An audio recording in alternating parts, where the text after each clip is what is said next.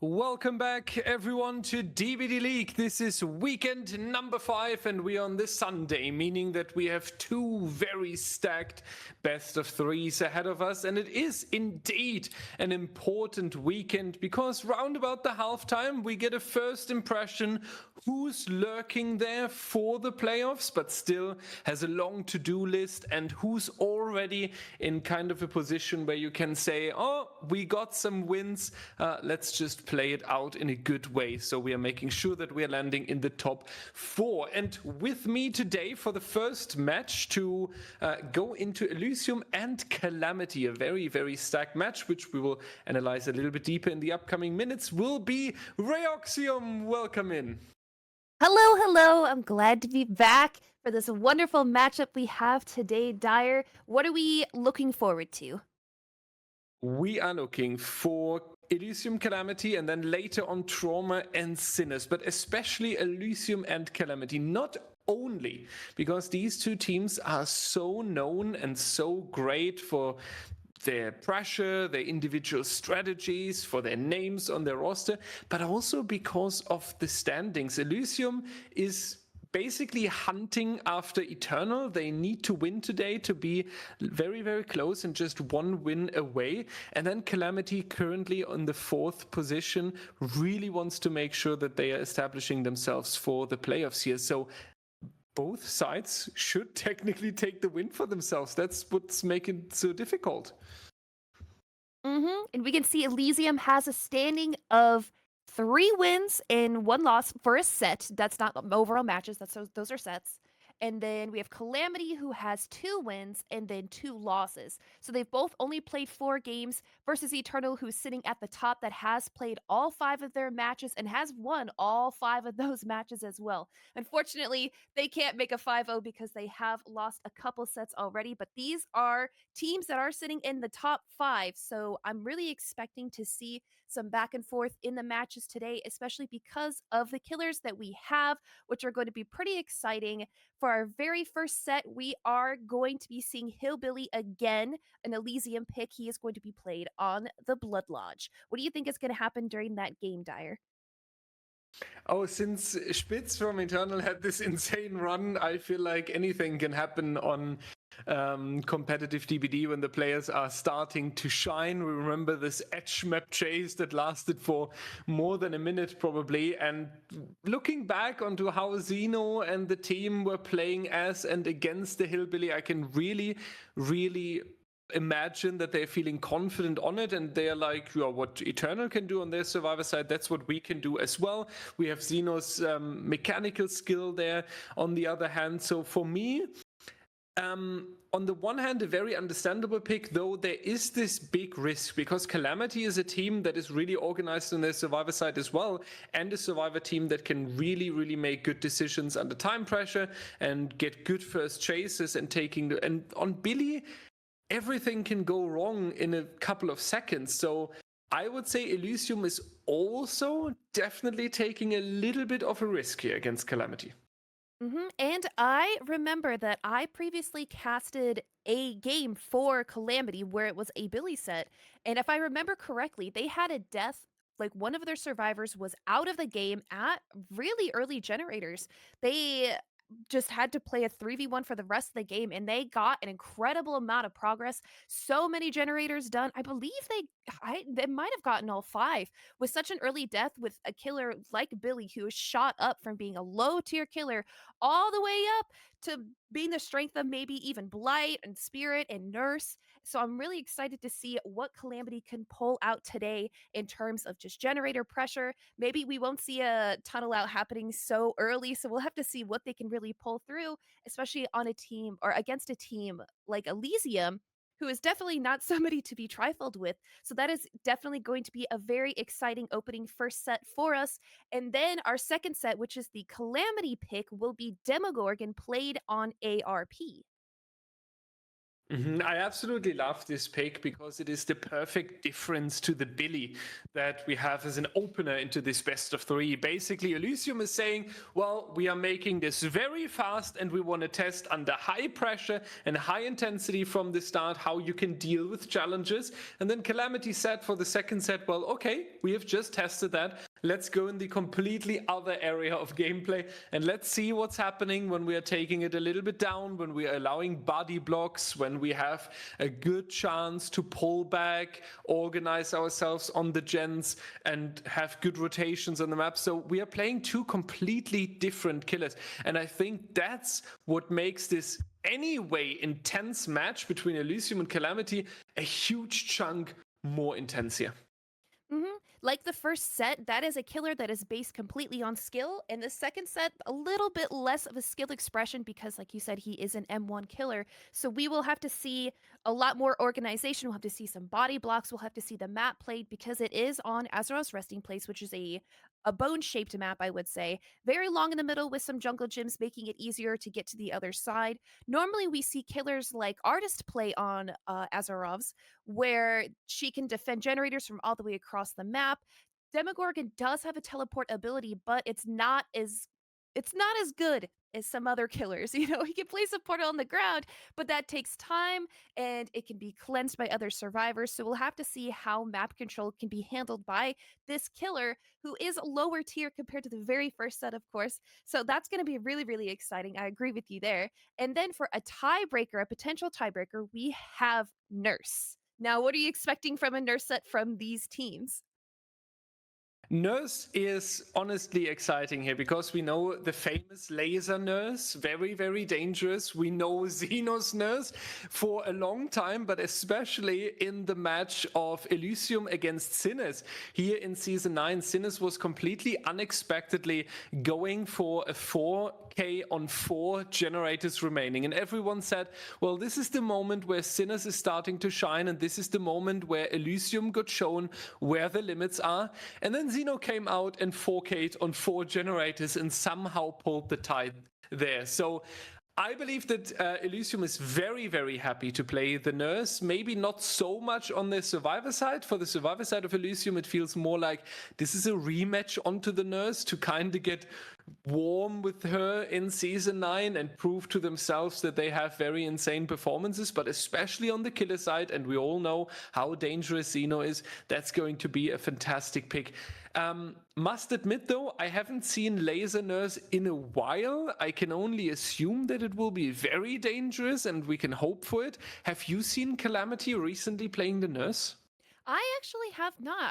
I think I remember seeing a Calamity set with Nurse, but I don't think Laser was playing. I think he handed it off to another amazing player on his team. That being said, just because Laser isn't playing doesn't mean that the player who's going to be playing for them isn't going to be insane as well. These are both really high tier teams, very competitive. So I'm sure that they have practiced this set, even though it is tiebreaker, because being really good at Nurse sets is just a very good quality to have for your team. So I'm very excited to see some creative builds we've been seeing as well because of that one game where I think it was, you said Xeno from Elysium, uh, needed to 4K at high generators, and we even seen that. That was so hype. I'm excited if we actually get to the Nurse set. I really hope that we do because I would love to see a back and forth like that again. I'm very excited for all of our sets today. We've got a high tier, we've got a low tier, and we have some very, very good teams that are very close in match standings as well. Yeah, we need to hype up on that again or touch on that again. The fact, ladies and gentlemen, is that we have the second place against the fourth place here. Elysium needs to win to keep up with Eternal there and just being one win behind them and being the only team that also has 4 wins so far. Otherwise, Eternal would have 5 and any other team has 3. So for Elysium, it's super important, and for Calamity as well, because today decides if they are going to take their 3rd win and therefore establishing themselves in the top 3 and the playoffs being a win ahead of the rest of the competitors, or or if they are losing to Elysium, there's the danger that very soon they are finding themselves in the midsection when the other teams are winning next week and Calamity might take an unexpected loss again. Then out of nowhere you are down to 7 or 8 in the standings, because this entire midsection is so close together. Even with the updated standings from yesterday, we've 1, 2, 3, 4, 5 teams, 6 teams that have 2 wins so far, all the way down until the 9th place. So it is super stacked together and both teams really need a win. We are loading in, ladies and gentlemen. Of course, it will be the Xeno on the Xenobite. No, I'm kidding. It's the Hillbilly on the Blood Lodge. But before we are kicking it off, it's time for the predictions here. Ray, you first. Ladies first. No. Who is taking it today? I know that you absolutely love to do these predictions, so I'm so glad that you asked me to do one first. What? Well, teams do have a tendency to lose their picks, but we've been seeing the previous matchups from both of these teams and both of these killers, so I'm gonna have to say Elysium's gonna take their first set. They're gonna take their pick this time. Okay, very fair, and it's good that you touch on that tendency. Teams indeed have a struggle sometimes to win what they're coming out very, very confident on. We are in, ladies and gentlemen, the Blood Lodge here with Xeno on the Billy, and we are having the first chase ahead of us. That's going to be Laser with a no mither preventing a slug, and that's a very smart choice. I love to see that, because Xeno was going on slugs recently, on the Billy especially, was trying to establish his pressure. So having one survivor in the team that cannot be slugged at all is a very good decision here, and Laser is escaping this down a few centimeters time and time again, manages to almost rotate back to Shaq, but eventually he only has this rock right here, and Rocket Lectrin and Hein will be spreading across the generators. We might see the first gen coming out in exchange for the first hook stage, which would be overall a good start for the survivor team here. Doubling that mid-generator right there, trying to split the map, because this is a very, very big map. Regardless, though, it is Hillbilly who can go across very, very quick. And you did see that we do have no mither on Laser. Now, it does make you injured, but it gives the ability to pick yourself up. We can already see that Xeno is sort of eyeballing that 4-man slug, because we've got these perks right here that will help in that sort of scenario. Thanatophobia, slowing the game down if all 4 survivors are injured slightly by each survivor. So Laser giving his teammates -2% to doing generators. But we also have 2 hex perks, Ruin and Undying. Ruin to make it so whenever they get off those generators, they just regress by themselves. Undying to protect that Ruin. We see here Xeno, though, he's going to confirm this second stage onto Laser. He doesn't want any saves happening. We did see a survivor who was lurking nearby, just in case that happened. Yeah, we could see Rocket right here, kind of just wiggling back and forth, waiting to see if he leaves, but he doesn't. Laser confirms that second stage. He does not want to give them any sort of headway, but we're going to leave now to try to pressure the rest of the map, the generators, except he doesn't believe it. He doesn't believe that this is safe to leave. He does want to confirm an early death. He knows that Calamity can put out a lot of pressure on generators. We do still have both our hex perks up as well, and we are sitting on one, so they can't come over and cleanse this. They might not know where that other hex totem is as well, but in famous words of Matthew Cote, you know, Hex Ruin, maybe it's an endgame perk. So if it doesn't get cleansed, these survivors might be in a bad position. Absolutely, yeah. They are also trying with 2 survivors now, but Rocket here with a wonderful sprint burst. Yeah, hello, making a wonderful double back and getting the chainsaw out of Xeno, who's then missing. That gave them enough time to rescue Laser from the hook. And ladies and gentlemen, I can see the headline in front of me in the BBC later on. Xeno upset about anti-slugging Laser tunnel to death. That's going to be the headline right here, because because of course Laser and his No Mither were drastically taking a counterplay to Xeno's Slug Party, and the decisive strike will just add one additional layer of protection. The Shack Pallet is going to be thrown as well to cause some additional time loss and making it all the way back towards the midsection here. 3 generators have been popped for only 2 hook stages so far. Laser doesn't even need to throw this pallet early, so he can move a little bit around here. The question is, when will Xeno go for the curve and who's winning this mind game? He's going into this little hole here. Is it going to be enough time? Yes, it is. And even here, he's proving the patience. It doesn't drop the pallet yet, but then 1 volt too often is leading into the down. But that was still so much of a time waste. Well played. That was a huge amount of time waste, and we know that Laser didn't even get to use his live. He was trying so very hard, but I believe Xeno knew about it, because, you know, Decisive Strike sometimes is paired with live a lot. And we've got another generator almost popping right here. Are they going to commit? They don't commit. They don't want to do it. They don't want to give up another down just for this generator. Hex Rune is going to make that generator regress. And now we're at a 3v1 with 2 generators left. That one is almost completed. They have so much progress. And because there is a death, Thanatophobia is never going to get its full potential out, right? It's not going to get that 4-man slow that we love to see. But Xeno, like, he couldn't play for that 4-man slug strat because of Laser having no Mither. That kind of threw a wrench in his plans right there. And we've got another generator done that is all the way across the map. That means we need to stay right here because this generator is so very close. Ruin does regress generators, but it doesn't do it at a huge exponential amount. And we can see that Hein wants to stay over here as well, playing this jungle gym so very well. He's not going to go down, goes for a swing, but goes for a miss.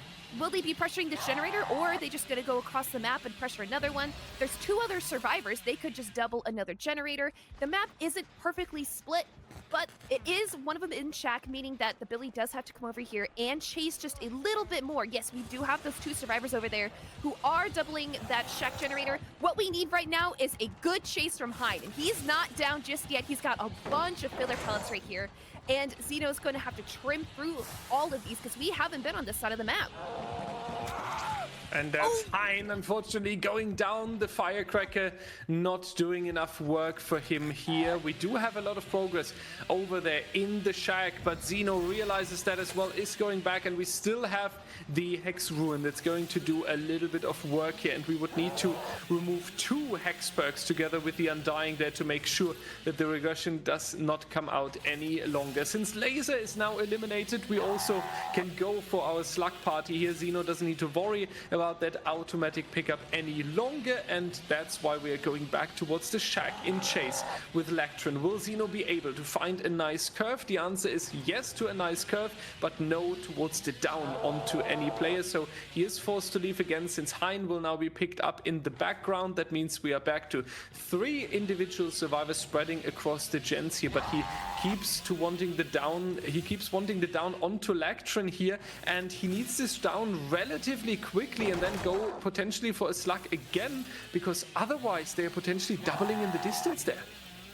And I believe that's what Xeno thinks as well. He is going to come over here and try to pressure it. Hein, they're not healing. They're not doing anything. They want to just get these generators done as much as they can, but another wonderful curve from Xeno, putting Hein back onto the ground. We can only assume that Lactron and Rocket are back over here at Shack, trying to double to get this generator done. It is regressing again. We do find both of the survivors here. We might be able to see this game end with a 3-man slug. We'll have to see what Calamity can do to extend their chases just that little bit more, except Rocket vaults the window, loses the 50-50, and that will be him slugged on the ground as well. Now we only have 1 survivor left. Where is Lactron? Is he picking up Hein? He is, and he's over here! And the insane speed of the area engravings plus the overdrive is gonna make Billy look insane. But we are going to go for M1 again, putting Hein back on the ground. Are we going to be able to find and slug Lactron, though?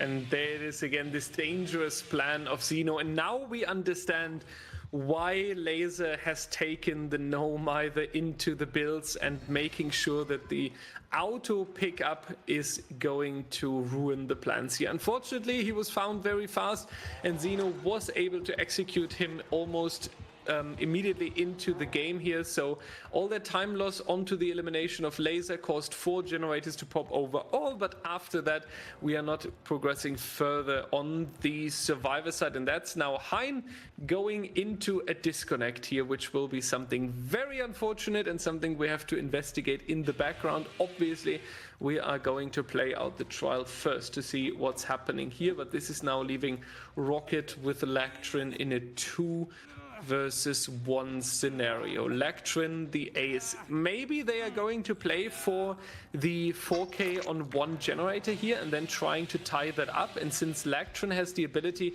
to either go through the exit doors or potentially jumping into the hatch, you could then break the tie by having this end game play, but Lactrin prioritizes the generator and will be found, so that looks like a 4K1.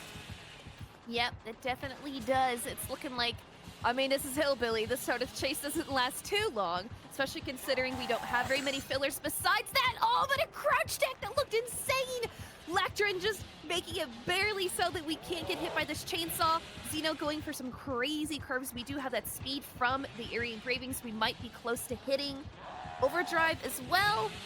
Oh, but Lactrin professionally dodging this and eats an M1 instead. Xeno doesn't want this to last any longer. Hein, unfortunately, not being in the game anymore means that this is most likely going to be a 4K1, which is a respectable result. Phillies have been known to get 4K2s and 3s and goes for another clip like that. But the game is over, and Lactrin knows that is going to be thrown up on the hook. He doesn't have any way to self-unhook. He's not allowed to, even if he gets face camped. So that will be the end result for our first match of the day. Elysium taking a 4K1. We'll have to see what happened there with the DC, if there's anything that we need to redo or anything. But we will take a moment and we will switch the side and have Calamity kill instead. Absolutely, yeah. A little bit of investigation going on for us. Obviously, we are hoping, I mean, sounds bad, but we are hoping that Hein had either a PC issue or an internet issue, because that counts in DBDL as the responsibility of the player, because otherwise we would not be able to find out who's pulling the cable of the PC and then says, well, this was an issue, and then we could just proceed here with an execution. And I do think we can all agree that Xeno deserves the 4K on 1 gen based on how well he played this, but there's always a slight chance that something came up like a game-breaking bug or anything on the side of the developers. So we will send you, I believe, to a please stand by, and we will update you with the housekeeping as soon as we have a result. Welcome back, ladies and gentlemen. This is the housekeeping of DBDLeague. It is confirmed Hein's internet went out, which is very, very unfortunate, but obviously his responsibility. So the game counts as a 4K on 1 generator standing. All the Elysium fans are now allowed to take out the banners again and the logos and the flags, and they can celebrate. Even if it would have been a developer problem, obviously we would have checked, does it even make impact? But luckily, we don't need to have this discussion because it's all set in stone.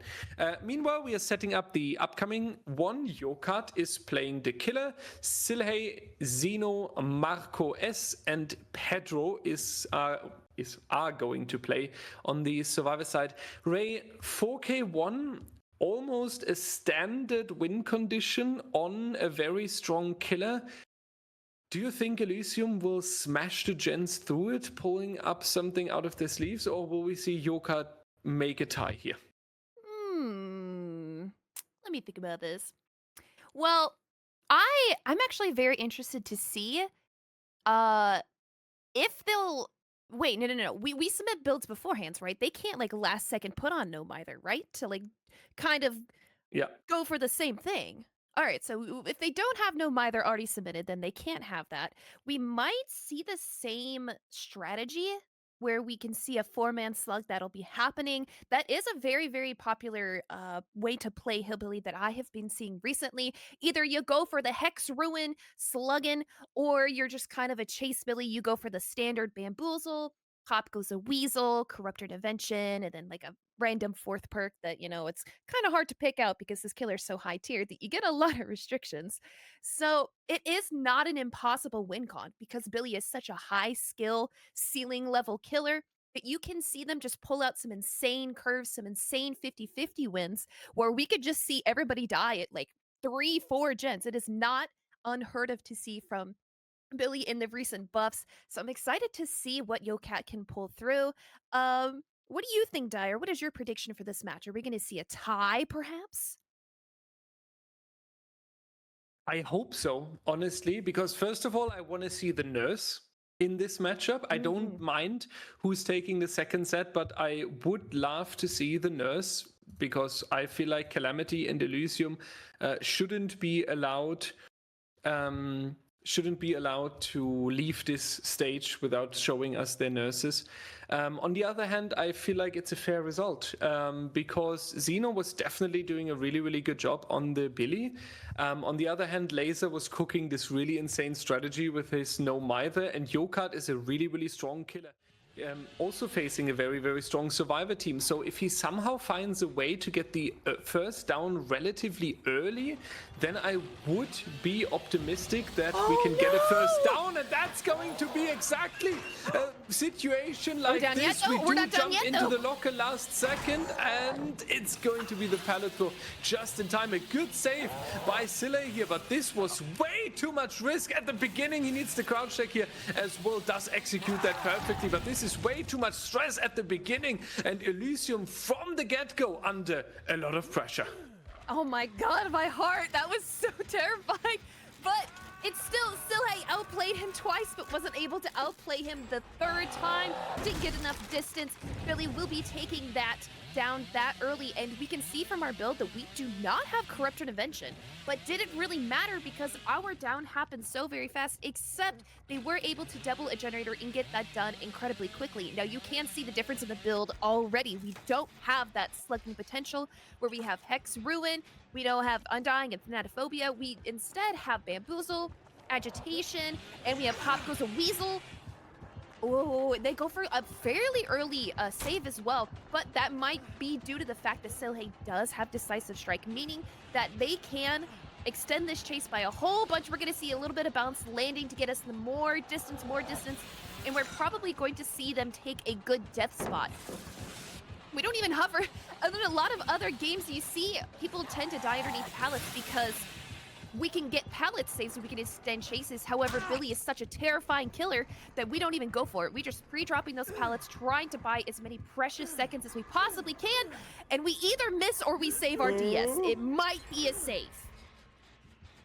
I hope it was a save. With the spectator bug on the Decisive Strike and the skill checks, it's hard to tell. We can only hope that the Decisive Strike is still available. It would make a lot of sense though, knowing Elysium and knowing their tactical cleverness, and then saying basically, let's give him the impression that he can have an easy tunnel out early on, and then we will use the Decisive Strike as a very, very punishing tool later on when he doesn't expect it any longer. Would make a lot of sense here. However, you would need to go for one more unhook to get this DS chance here, and it seems like YoCat is very, very confident about saving this hook stage for himself here. So they might just let the teammate die on hook here.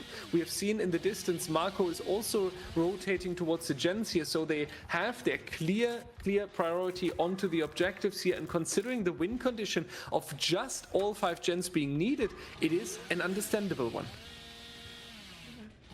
Yes, indeed, and because this is so central in this side of the map, we can sort of defend a 3-gen.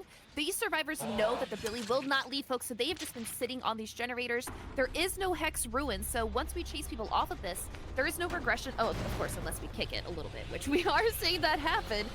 And then we still have these generators that are so super close, and not a lot of filler pallets, except we do have this one right here. But between these generators, we've got main, we've got that hill one, we've got this one right here that also now does not have a filler, and we know that we don't have balanced landing as a balanced landing user either, so doing that main generator is going to be a little bit more difficult. We're going to try to go for a little tag on the survivors here, but Elysium, very, very good at playing the 3v1, does not even give an M1. We're going to try our hardest to try to break this middle section right here. Marcos is just working on that generator that's very far away, but it seems like Yokat is just content to stay right here, possibly trying to chase Pedro off that hill generator as well, make it regress just by a regular healthy kick. And we're going to try to pressure the rest of the map. We have Xeno over here as well with the sprint burst, getting to safety. We're going to kick this generator as well and kind of just babysit this a little bit. We'll have to see how they play this out, though, because there is not a lot of resources left. We've used that jungle gym. We do have this one right here. Is it going to be thrown immediately, though? No! Oh, and that's so punishing because Pedro goes down from a wonderful curve from Yokat, who now gets to place Pedro anywhere because he has agitation, and now he has a pop goes a weasel charge. So he's going to probably go apply it to this. Yes, he is. Is he going to try to go for the quick slug on Xeno or a good M1? Yes. And now we have a Pop Goes a Weasel to apply anywhere that we want. A quick save happens on to Pedro. Are we going to go back? We're going to go back to pressure this just because they're over here as well. Going to pop this generator. And now we've got the spikies. That means it has hit 4 regression events. Possibly just 4. Oh, and we have a little bit of a speed boost there. I might have misspoke when I said who had the sprint burst, but we know that they're going to try to play so super safe and beat this because we need to win this. We need to break this in order to take this set. If we don't, it's just a tie. Yeah, we want more here, that's for sure, though. Yokat is not taking just the hook stages anymore because he realizes if he would put his time into that, they would already hop onto the gens. And we can see it wonderfully here. As soon as we are turning towards the main building, there is someone coming up from behind the hill and immediately going onto the gen. Is Yokat able to get it down here? The answer is no. Xeno finds a very, very small edge here. In this Thailand, he is able to confuse the killer, and he does get away. It's not going to be a down. That was really, really well done by Xeno, having the killer directly in front of him and still somehow managing to cause a little bit of trouble there. Back onto Xeno. Maybe it's going to happen this time. Second survivor being found on the main as well. And honestly, Ray, I feel a little bit bad for Yokat here because wherever we turn, it's basically a triangle. One survivor hiding behind the hill, one hiding in the main, and Xeno hiding in the midsection behind the barrels there. And wherever you go, the other 2 survivors are immediately hopping onto the gens. And this, ladies and gentlemen, this right here, that is the peak of team coordination. Bring your time chatter Andes from Twitter and tell us about your opinion of Know It in CompDBD. But this is the peak of what we love to see. Right? There's nothing you can do as a killer here. As long as the survivor team is now not making a mistake, they will smash through the final generator here. Yokat is really trying. We have to give high props to that, and he's really, really aware whenever a survivor is jumping back onto the generator, trying to go for some curves, trying to go for some unexpected turns, throwing him off a little bit, but nothing seems to help. Elysium is just always this oh my one step god, ahead, and they get that done. That's going to be the end game here. Well played. That was an insane 3v1. The coordination from these survivors was just immaculate. Every single time the Billy was even halfway to getting to another generator, you saw that survivor immediately leave, go to a window, go to a filler pallet. And it just was so much. They 3-split a 3-gen. Every single survivor was on their own individual generator, and I would have loved to heard the comms during this game, and we might even see us 3 men out. Oh my god, is he gonna be able to get there in time? You're gonna body block at the hat. Oh my god, and he just gets out. That's insane. That was only 4 stages against this high tier Billy. But, you know, Yokat did not play it bad, but Elysium was just so coordinated, and they were just so on top of things in that 3v1. That was an insane result to see in a Billy set. Very well played to both sides. Yeah, this was an insane finisher. And this also, considering we are going into the Demogorgon set, where you need to have a lot of confidence when you are going for all the loops, for the mind gaming, then the coordination also, going for some body blocks and throwing in bodies once the pallets are all gone onto the map. This is something that you really, really need for the second set. And Elysium has just played an absolute perfect team chemistry and an absolute perfect team coordination, and they will stay on the survivor side. So we can prepare for an insane and exciting survivor trial potentially here from Team Elysium. Calamity will stay on the killer side. We will switch to ARP with the Demogorgon, and we will see you right after a short break. Hello, everybody, and welcome back to Elysium versus Calamity. We have taken a moment, we have got our builds ready, and we have switched sides. No, we have not. We have stayed on the same side because we have Elysium. No. We have Elysium surviving, and we have Calamity killing. We see Rocket here on the Demogorgon on ARP, and we already have a very, very early chase against Silhay. Oh my god, we have bad memories with Silhay crouching all of our stuff last game as well, and is back on his. Oh my god, this guy is embarrassing me. Oh my gosh, that's what he's thinking. We're gonna get a very good tag regardless though, and it is Demogorgon, so this can't be an insta down. We don't have any chase perks. Sometimes you see Bamboozle come out from the Demogorgon as well. This might actually turn into a very, very early down. Do we have it yet? No, Silly is just trying to run around this. Oh, he's trying to run around Jack, but he's not gonna be able to get. Oh my god! An insane shred from Rocket gets the down very, very early. No generators done against an M1 killer. Yeah, with the fingernails of the Demogorgon, we have gotten that down around the corner. Very, very important for Rocket, though. Still relatively early, considering we are on such a weak M1 killer here as the Demogorgon, and ARP offering a lot of resources, such as pallets and windows. There is going to be a good success for the start here. We are also using our portals to check on the top side, applying that pop goes to Weasel Kick here next to the Fun Bus on the generator as well. So we are taking a good chunk of progress from Team Elysium here that is going to cause some sort of setback and giving us some time to go for the tunnel out. Unfortunately, we placed the portal a little bit too much down in the basement, and that causes a little bit of time loss now, since we're trying to go and hunt down Silhay. I would assume, yeah, they're the blood pools. We're definitely onto our hooked survivor, and we are trying to get the 3v1 scenario as quick as we can. Will he make it around this tile, though? That's going to be the case. A little bit of mind gaming coming out here, but we are prioritizing the pallet over the survivor, and that's going to be Xeno coming out to take a body block right here, making sure that Silhay is now reaching that very dangerous and sometimes very, very strong midsection that can really damage and punish an M1 killer. Nice fake here by Silhay as well. Wouldn't be wondering if Rocket is removing the pallet, but instead we are going forward, and that's going to be the hop from the locker there, but Silhay is going down anyway. So we have the second hook stage already, but now two generators have popped back to back here. So Elysium showing us their efficiency. Still gotta say, Rocket is doing relatively good so far. Yeah, this is fantastic. Getting it down this early into a Demogorgon set like this, where you are very low tier, you still have to play for just regular chases, but Rock, with his famous 1v1, will be taking this down with 3 generators left. I do believe we might still have we still have 3 generators on this side of the map, which, you know, is very, very difficult to defend as an M1 killer unless you make it a 3v1, which it does seem Rocket is going to be able to do. We do have the survivors here trying to pressure them. Oh, and we're faking the unhooks down here in basement. Xeno had already made his way down here and is going for a last-second save, while Pedro and Marcos here are just going to be working on these generators. We save our Pop Goose Weasel to apply a little bit more regression right there, and I do believe Rocket thinks he's figured out their strategy. He's going over here. He knows that they're going to try to break this 3 generator setup right here. They're just going to be sitting on these gens. They can take a tag to make them injured because they are healthy, so it's not too much pressure.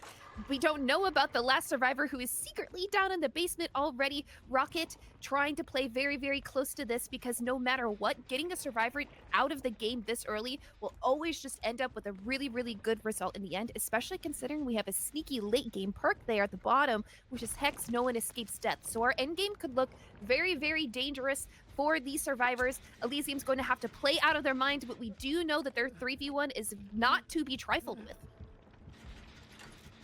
That's now going to be back onto our survivors here. 75% on some of the gens that are going to pop next. Rocket trying his best, trying to prevent them from leaving the shack right here, but he has to wait because of that base kit borrowed time that is still in the game here. Is it going to be a shred at least onto Marco? The answer is yes. Third generator coming out, and we are on a run. We are trying to protect our team members. Silhey on the run. Pedro is around. Marco was around. Zeno has taken hits earlier as well. The entire team Elysium versus Rocket here in a 10-meter radius. And Silhey still on the run. This pallet being relatively strong. You might need to remove it. Regardless, he does try to go for a mind game, but Silhey staying stronger. Fourth gen coming out. And the difficulty with these tunnel out plans is that you need to check if you have enough time for them. And if you would get Silhey only in exchange for the end game, well, then your tactic didn't really pay out, and then it would have been better to go for some fresh hooks throughout the trial. So Ray, we need this down right here, but unfortunately it's not coming through. We are in the main building again, and this might be the run for the fifth generator. Oh, we lose the 1v1 though, or the 50-50, and we are going down. Yeah, you gassed and cursed him. I mean, he's not thankful for that. We did see that these survivors, instead of actually like cranking out another generator, they opted to heal. That means that they are going to be playing this 3v1 while they are all ready. They don't want to give out any more tags. We do have Noed, and I don't believe that they had enough time to cleanse all 5 of the Dole Totems. This is a very big map as well. So finding all 5 of those to prevent Noed in the endgame is not really worth the time sink. And we do have all the healthy survivors as well, so all these chases that are going to be taken are going to crunch some time. Regardless if we play any pallets, you still need to take a hit, and then you get a speed burst, and then you're all the way across the map, and then you have to hit them again, and I'll play them multiple times. So we'll have to see exactly how they are going to play the rest of this, except this map is beautifully split. Even the generators that are on the same side are on either side of that small section. We're gonna see Rocket try to go for some insane 1v1 mind games that we know that he loves to play. And we do have Marcos over here trying to play it as well, but does take a tag, loses the 50-50. We don't know where Pedro and Zeno are. They are probably cranking out some generators. They might have been split as well. We do have Pop Goes the Weasel as our only generator regression perk, but in order to actually use it, we need to get a hook. We see Pedro over here as well, possibly trying to take a body block hit. But Rocket is going to go to the other side of the map, possibly where another survivor is cranking out this generator in shack. Yes, and we do have a little bit of regression happening, or a progression happening, I guess. Yeah, it's on a difficult spot right now because we have on this one hand the successful elimination that we got onto Silhey. On the other hand, we have the survivor team that starts struggling, but we have seen it just there 50% on the gen still. So there is quite some progress that we can work with, and there is something that they can use for a turnaround in just a couple of seconds here. On the other hand, Marco now going down is really coming out punishing, and a second survivor has tried to stay around for a save here.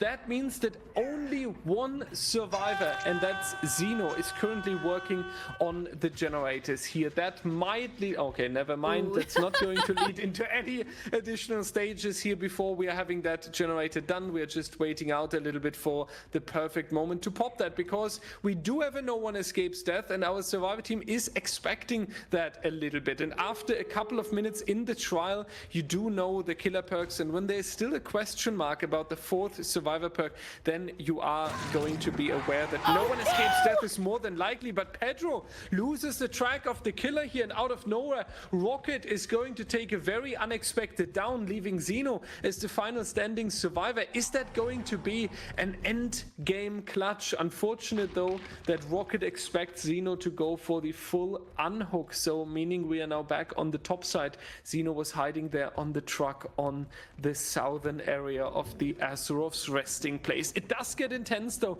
because one thing is for sure, Ray, a 4K on a Demogorgon, especially against a survivor team like Elysium, that would be 100% an insane story to remember. That would be amazing, and I'd be writing down in that in my books. 4K against a team like this would be insane with this killer on this map. No Scourge Hook Pain Resonance. Oh, we can see that the David is now making his way to the other side of the map. You know, in this scenario, there's a few things that a survivor can do. They can stealth it out, wait to see what the Demogorgon does, possibly make a mistake to go too far away from the hooks. The Demogorgon guessed wrong in thinking that Zeno here was going to go for the save. He didn't actually go for it. Marcos went into the second stage, and Rocket is trying to peek around and find him. He has no idea what's going on here. But he has some sort of idea. He's thinking that maybe they'll go for the last second save onto Marcos. It's getting to be very, very close. Do we see any sort of scratches? We do see our Noed that's hidden in that main building right there. Marcos is dead. So that actually secures, we got 2 kills already and 1 hook stage onto Pedro. Zeno did double back, however, going for this save onto Pedro here. Save onto Pedro.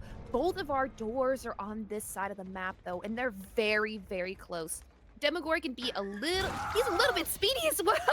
I don't know how that works, but he got the down and got head on stun at the same time with a little bit of a lasting hitbox, except now the Demogorgon is making his way to this other exit gate. We don't know. Oh, we know. We know where he is, and that will be the 4-man slug. We don't have Unbreakable. We don't have Deliverance. There's no way that you're getting up from this, and we have no resources. We're all going down. That's going to be a Demogorgon 4K.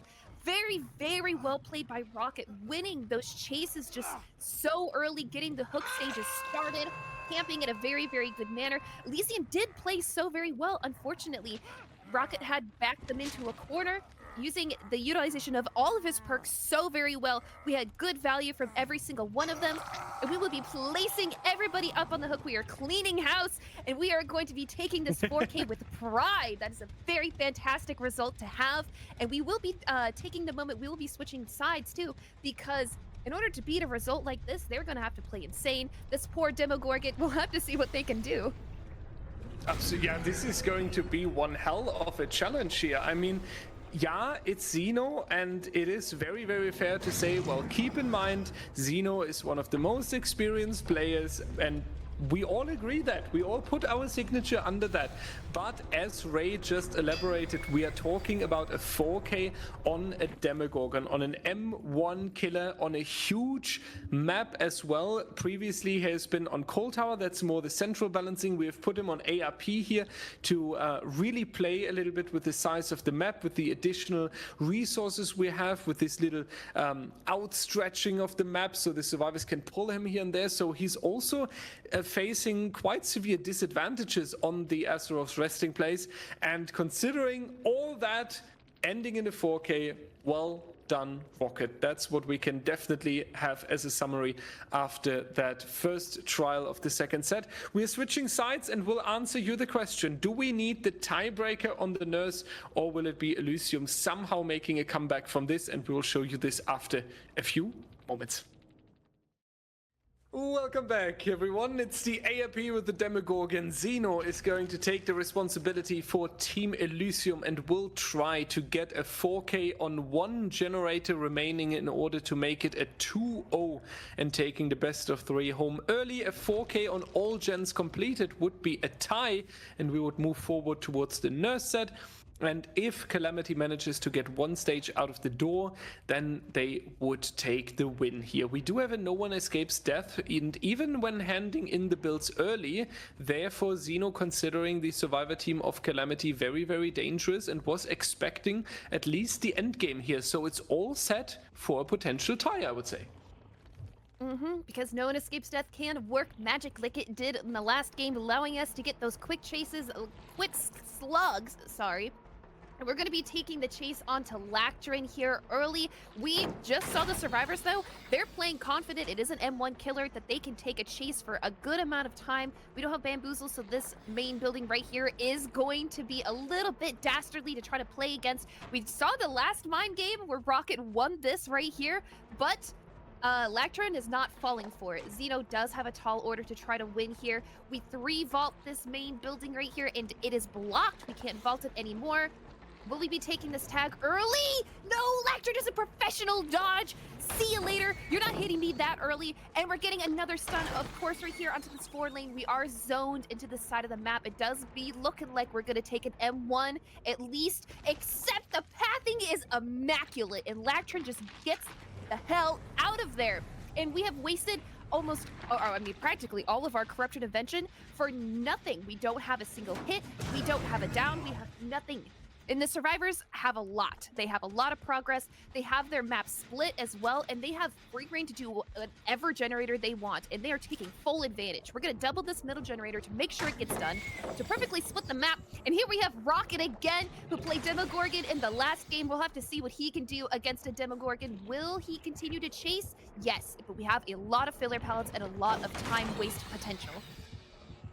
Absolutely, and they are doing this really, really good so far. Rocket sacrificing a couple of pallets here and making sure that he's not getting injured, and it's all worth so far. That was a very, very insane dodge there as well. Second generator already, and Xeno still on a run, trying to get the pressure on the survivor team. Rocket, however, staying confident, as we know him, one of the most experienced 1v1 leaderboard players in the DBDL community as well, and that's something we can really see right here. We see how easy he makes it look like to run the Demogorgon, and a couple of you might say, well, running a Demogorgon on AIP, that's what I can do as well.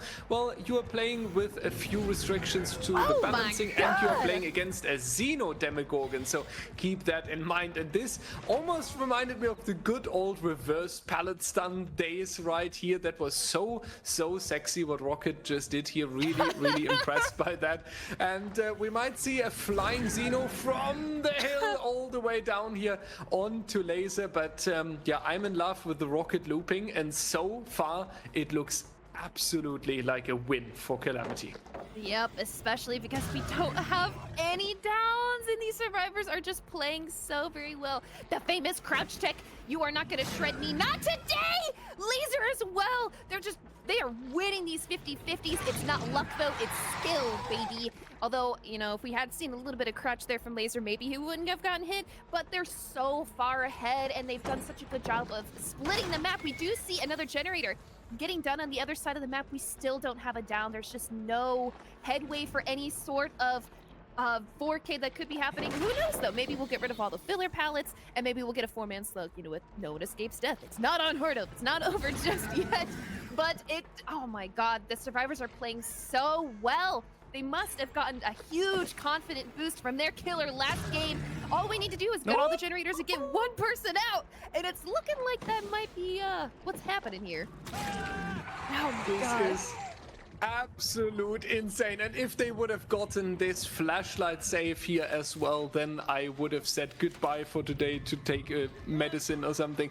But luckily they are at least giving Xeno this first hook stage. Honestly, I'm even fine with a speed run in the end game, because after seeing this intense matchup, we need the Nurse. So tie this and go to Nurse, or take the set point to Calamity and go Nurse. But give us the Nurse. We really need the third set, and it seems like Calamity heard that. It's definitely going to be the secured tie right here. It cannot go lower than that. The question is now, will we see an out of the door here? And Ray, honestly, I don't see anything stopping Calamity here, because we also have a door there back on the bottom side that can really help us. Yeah, no one escapes death is around right here, and that will be tricky to save that mate, but I don't think Calamity really worries about that. Xeno obviously going for that endgame slug. He doesn't have any other chance, because as soon as one single stage would move out of the door, we would be in a very tricky position. So we can only hope that Calamity is now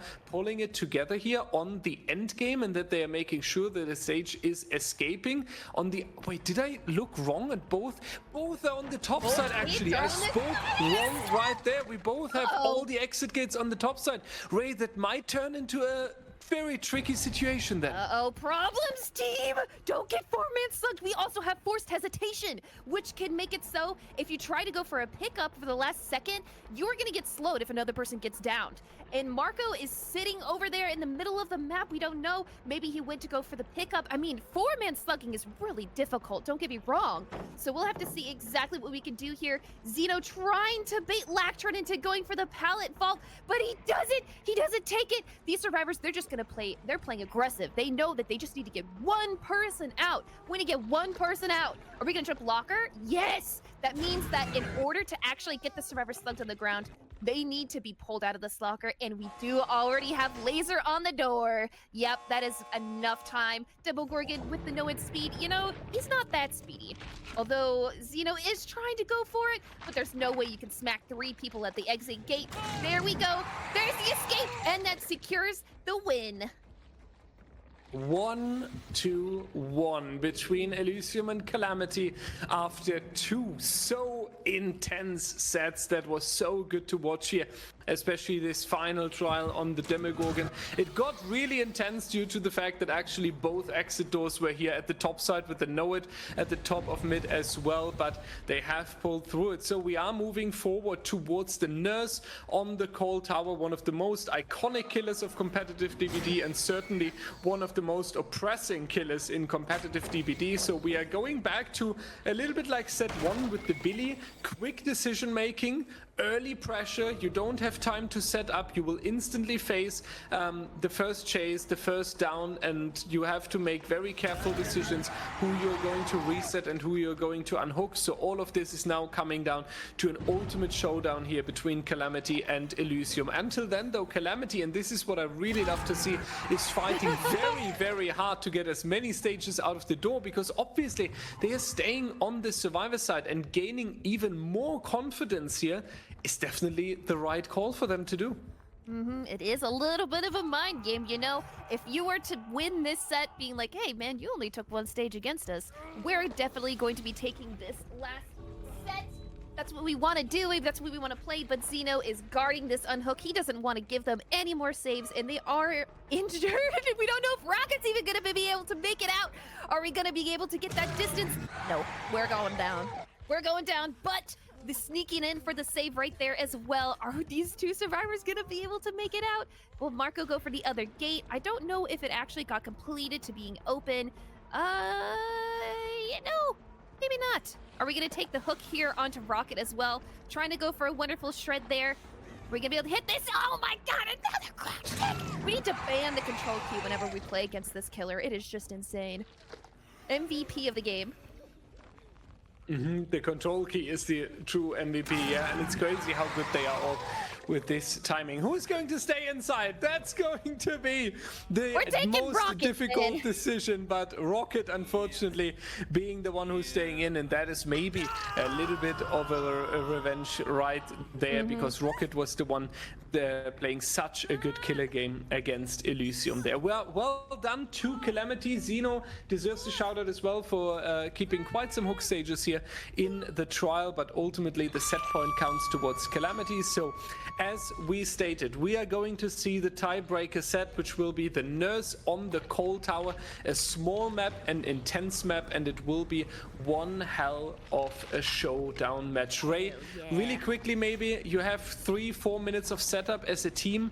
How do you go into that tiebreaker set? What is your game plan for that? Well, you know, if this were me, I'd be taking a moment, a little bit of a breather to kind of refresh on this set, because this was very volatile. This was a lot of organization from both sides. Very well played. You're gonna need to reset your mentality though to be able to go into a Nurse set, because Nurse is an S tier. It requires a lot of coordination. It requires a lot of playing into your perks, into the map. Coal Tower, very small, can have some dastardly 3 gens, especially against a Nurse who has an insane chase sort of game. So we'll have to see these survivors try to play into it. We might be able to see some laser Nurse. We might be able to see fantastic Nurse players on both sides. Regardless if Laser does play, I'm sure whoever would be taking his place would be an insane player. You know, if Laser's a good Nurse, if somebody's playing over him, that just means that they're better. So we will have to take a moment, and we are going to, I don't know who plays, I think Elysium plays first, I believe. Yep. Okay, Elysium will be playing first, so it will be ELY Nurse killing against Calamity. We'll have to see what they pull out for us today in this last tiebreaker set. Will we see Elysium take it, or will we see Calamity? Don't go anywhere, anybody. We are going to take a moment, and we will be switching sides, and we'll be right back. Hello, everybody, and welcome back to potentially the last match set, and we're starting out so very quickly with an with a regular attack here onto Lactron, who doesn't have a whole lot of distance. We're gonna try to clutch up a chase so very early. We have Elysium playing Nurse first, and we have Zeno showcasing just how incredibly good he is at this killer, going for an incredibly early down. Barely anything started here. We haven't even done introductions. Dyer, do you have any predictions for how this match is going given our early down? Yeah, that was really, really intense. And right next to main generator, we've seen it in the showcase of the map as well. Usually spawning a 3 or a loose fortune towards the top side here that the killer can really defend. We have that right here. A nice line. This generator here could be a little bit more towards the top side to really be beneficial for Zeno. But even the lock generator is in reach of a teleport there as well. So having this early down together with the Hex Ruin here on the top side was basically a gift by Calamity towards the killer, and Zeno will take this gift, and he will accept it very, very greatly, and he will make the most out of it. So what we expect now is that Zeno might be a little bit more passive at the beginning, might try to splash an injury here and there, or hunt some survivors off the generators, but overall we should really see that second hook stage coming out onto Lactron there and just pushing him into the elimination as fast as we can. Zeno just staying an ever-present threat here while camping Lactron on the hook, who is almost for sure, definitely going to go to second stage. We have barely any generator progress, and Zeno is going to take this opportunity to get another tag. Very, very wonderful blink onto Hein right there, and we do have the add-on on the left, which applies Mangold to a survivor when you blink hit them. So Hein, he's gonna have a little bit of sloppy butcher on him that he's going to have to deal with unless he wants to wait out that timer. But we do have our first generator popping, but Lactron is a death hook survivor. Possible DS play, but Zeno knows that even if he eats this decisive strike right now, that is still so very good to get this down early. We have seen Nurse, except he doesn't have decisive! He's just gone! That is such an early death. You know, a lot of games we've been seeing from DBDLeague or survivors just play out, they're insane, out of their mind. And it's not unheard of to get like a Nurse set where you just get 6 stages, but not for Zeno, who finds the injured survivor, meaning that we are going to take another hook so early with very little generator progress. We do have some, but it is going to be regressing because of Hex Ring. We don't even need Pop Goes a Weasel. Zeno's doing a little bit of look around, possibly looking out for another survivor at Deliverance, possibly, we know that Pedro is our Deliverance survivor, and he was working on that generator that was right next to this hook. So Zeno is definitely on the lookout, possibly looking for that one survivor to try to get this pull, because we still have this 3 generator at the top side within our Hex Ruin. They might not know where it is, could have a slight idea because they could have scouted the rest of the map and not seen it there, or maybe somebody on the hook spotted it.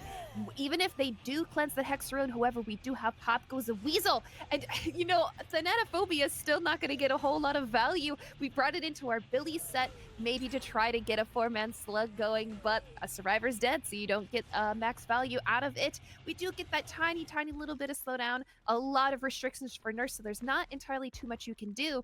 We do have Laser and Pedro who's just kind of hovering. Meanwhile, that generator that was right near the hook is just regressing all of this time. Hex Ruin does not disappear when somebody dies, so we're still going to have to be dealing with that, just like what we did in the Billy set. Late game perk, and it is going to do work for us. Now that Hein is also onto his second stage, that is another possible tunnel out. Actually, I said this was a 3-gen. This is a 4-gen. This is a dangerous 4-gen, and I'm not sure how the survivors are going to get out of this one.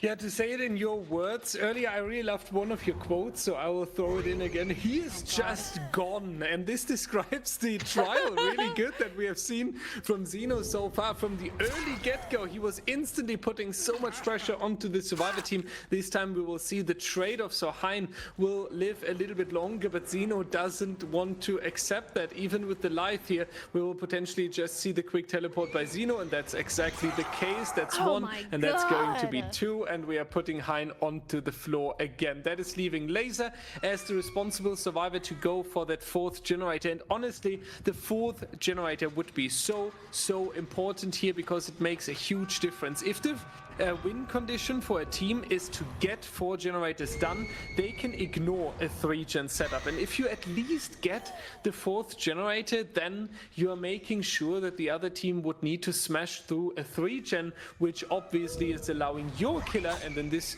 case it would be the killer of Calamity, to have a much stronger performance. So we can only hope that Calamity is getting that 4th generator here, since it would do a lot for them in terms of the win condition. And we do see the deliverance in the back there, so the survivors are recovering. Hein is being picked up and fully healed as well. And honestly, Laser is going for quite an impressive run here. We haven't even seen the injury just yet, and we're dragging us all the way down towards the shack here. Xeno is quite busy into the basement even to waste as much time as we can. We are also touching the Hex Ruin, making sure that the auto regression is going to leave the trial if that's possible. I'm a little bit worried that Xeno might teleport to exactly that totem, but no, the answer is not going to happen. So the survivors know what they are supposed to do.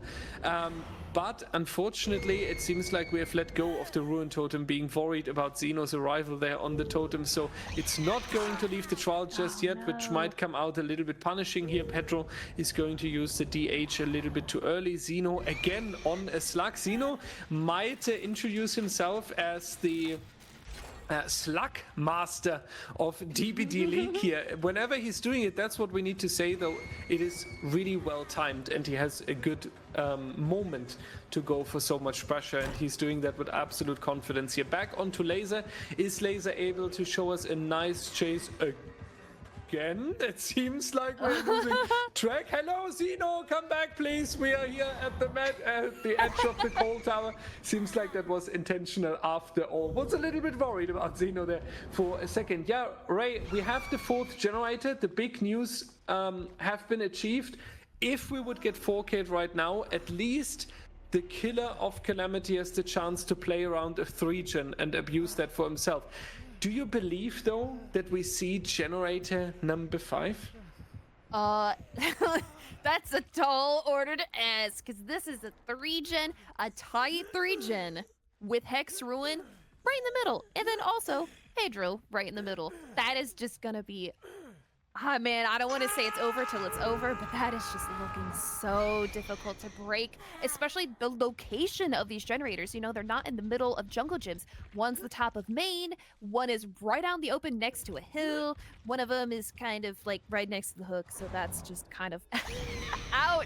It is so hard to actually kind of break this, but we did see the 4th generator come through, which, you know, that could be all that they were asking for. They were able to pressure it while Xeno was on a little bit of a, what you call like a little bit of a slug time. You know, he likes a little bit of slugs. We did get our deliverance out as well, so there's no way Pedro can just get out of this way for free, and Xeno knows that. He is just plopped right in front of this hook. They don't have enough time, even if they were to double a generator, to get an insane amount of progress, especially because this is their 2nd death. So a 2v1 is not going to be the easiest thing to actually win against. We do see Laser, who is hovering right over here on the other side of main. Do we see Hein? Is he going to come in for just a tiny last second save? Nope, he's dead. And Laser takes that tag, a Sloppy Butcher tag. We're going to try to find Hein, which Xeno is predicting is over here in this mid generator, but no, there's no progress whatsoever. They might try instead to get a survivor out through the hatch, which could be good because in an instance of a tie where there is 4 generators done on the other side, whoever gets somebody out through the hatch will take the set, because that is, you know, a little bit of stages getting out. And we do have Laser over here, who is dying kind of far away from the shack where we know hatch spawns. The survivors have to bring offerings to make it spawn over there. So that is a guarantee. Maybe we'll go for a little bit of a, what do you call it when somebody's about to bleed out and you pick them up? The trauma tech? Drama tech, that's what it is. Maybe we'll see that come through. If so, we're in for a little bit of a longer bit of endgame here. We know Xeno is going to be scouting out the map, trying to find High naturally. There isn't too many obstacles on Cold Tower to hide behind. They did add a little bit more trees, but will it be enough to hide? We'll have to see. Oh, I think I saw a white shirt. I think I saw... Yes, Xeno saw him too! That means we'll be finding this last survivor here, and there's no deliverance. There's no way that they can actually get out through the hatch by unhooking themselves, so it's looking this will be a 4K1. What a finisher by Xeno. We had the chance there, I felt like, to go for something endgame related or put more pressure into the final gen, but Xeno ultimately says no, that's not going to happen. Calamity's trial and Calamity's run will end right here, and we are going to make it very clear. A 4K on a generator remaining. We were talking what that means in terms of the win condition. It has a huge potential though. The chance that Calamity is getting a tie here at least and able to run it back is quite high, because Elysium will need to smash through a 3-gen setup that is sometimes possible on the main building especially, and we have seen at the beginning how punishing that can be. You get a quick early down, you carry that survivor into that setup where you want to secure the stage, and then constantly monitoring it, making sure that you don't get the unhooks for free, tunneling out, getting the first elimination out of the way. That is a really, really good plan, and that can come very, very damaging out on the survivor team. Let's find out, ladies and gentlemen. I would hope we're going to see Laser for Team Calamity on the Nurse. It is going to be an intense matchup, and we have to find out who's taking the best of 3 home. So don't go anywhere. We will be with you right after switching sides. Welcome back, everyone. We are on the Cold Tower with the Nurse, and it's indeed Laser for Team Calamity.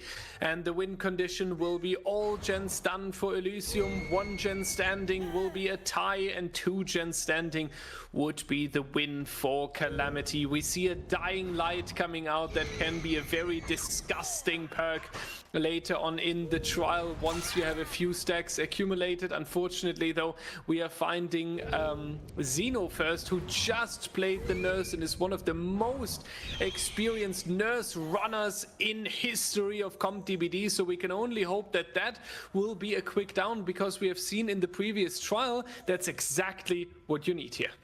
We need a quick down, and we need it now. Laser needs to blink right on top of Xeno, who played the Nurse in the last set. We'll have to see. Ooh, no, he takes the down, but that is intentional. He did a little bit of a comp corner, meaning that Xeno wanted to buy time for these survivors to get these generators done, and they are indeed. It's a 3-stack. They are desperate to prevent any sort of 3-gen, except there is so many generators at top side. We can already see that mid-gen right there, the one in main, the one in that top corner. That is 1.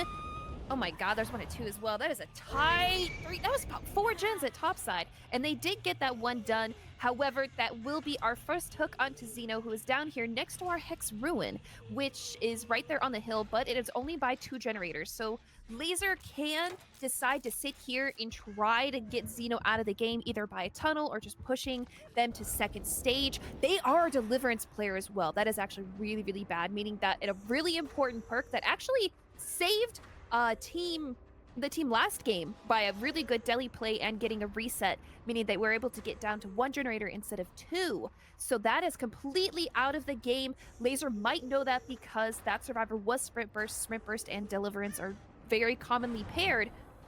Ooh, and we're gonna go right back. Will we be seeing a tunnel out? Nice. Maybe. We do get a really good blink onto Silhay here. Laser is gonna go for Silhay, not gonna go for the tunnel on Xeno. Yeah, I think the difficult situation for Laser is here that on the one hand, you really want to get the tunnel out to cut it down to the 3v1. On the other hand, the hook stages you get at the moment are on the completely wrong side of the map because all these active generators, they are towards main. And we have seen, we can tell the difference in the previous trial when Xeno was hooking there on the left side of the main building, which is called in comp environment 11, since comp players are using a clock starting with the 12 on the main building. When we had the hook stage over there on the left side of main, the survivors couldn't repair the 3 or 4 gen on the top side. And this time here, Laser does get the stages, yes, and he does get some very beautiful blinks, but all of this is happening at the opposite side from where he needs it to be. So that's really unfortunate. So he's following the survivors that are making a little bit of a turn towards the midsection or the upper section, so he can potentially maybe even go for a little bit of a greed there and try to hook a survivor further towards that top side. And that's going to be achieved right here, right now, with the only problem that the survivors are working there on this one. And so this 3 gen is now broken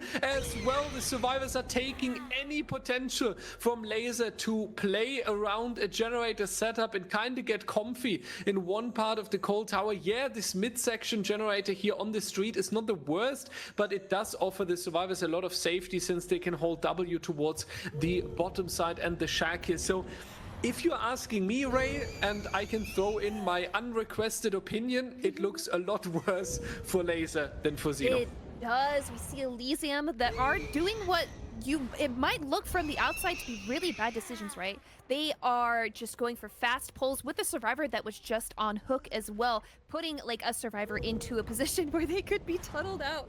But unfortunately not getting there. And we're gonna go for some downs as well, but we're not gonna be able to reach just yet. Aye. That's my new standard analyze. Aye for any situation like this, and very wonderful by Laser here, anticipating the double back, going a little bit into the floor with the blink, and then just immediately going to take the down here. 3 generators done already, and we just have 3 confirmed hook stages so far. Hook stage number 4 is coming in a moment here.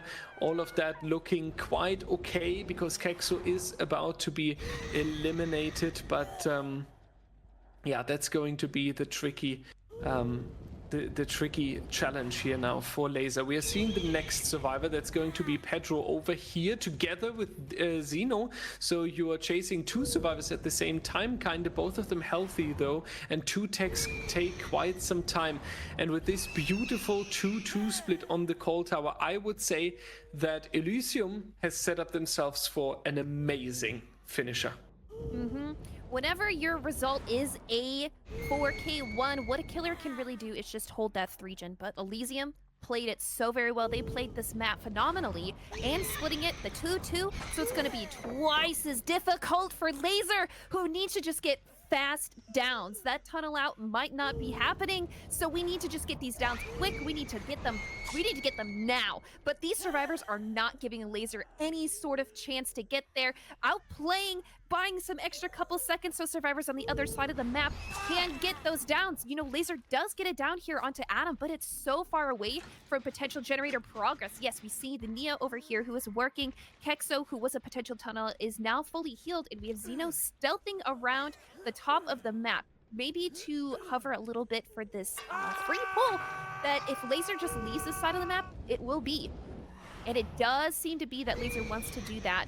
The survivors have not cleansed Hex Ruin, and I am very sure they know exactly where it is because it's kind of on a little lighthouse spot right there on top of this hill, right next to the generator, right where they have been running a whole bunch. It could be some sort of 5-head strategy to not allow Laser to get access to his 4th perk, which is Pop Goes the Weasel. Could have definitely have been scouted out. Really good mind game right there. Laser taking a tag onto Pedro and going to the undetectable because of one of our add-ons, but Laser is just gonna go for this chase right here. Will we be getting it down? No! With the expert pathing, Pedro does not let this turn into a 2-tap. Jumping in this locker instead. Just a couple extra seconds, and we're gonna pull him out. He's not death hooked though, so this time sync might not even be worth it. We do have Silhey stealthing towards the top, who is now a Death Hook survivor as well. We have so many stacks of Dying Light that the generators are taking a little bit longer to be done, but the map is split now. All they need to do is get another generator done, and there are 4 survivors left in this trial. They could just, split it. They can have 2 survivors work on the other side of the map and 2 work on the other. And Laser has to bounce back and forth very, very quickly just to try to prevent that from happening. We're in the tie condition right now. We'll have to see if Laser can actually pull this through.